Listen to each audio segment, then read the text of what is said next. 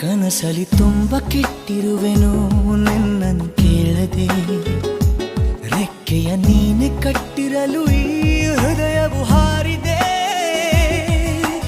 ನನ್ನ ಕೌತುಕ ಒಂದೊಂದೇ ಹೇಳಬೇಕು, ಆಲಿಸುವಾಗ ನೋಡು ನನ್ನನ್ನೇ ಸಾಕು.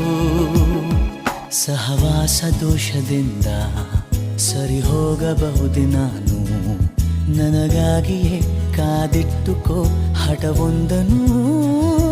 ಕೆಳಗುವ ಮುನ್ನವೇ ಪರವಶನಾದೆನು, ಅರಿಯುವ ಮುನ್ನವೇ ಪರಿಚಿತನಾಗಲಿ ಹೇಗೆ ಪ್ರಣಯಕ್ಕೂ ಮುನ್ನವೇ.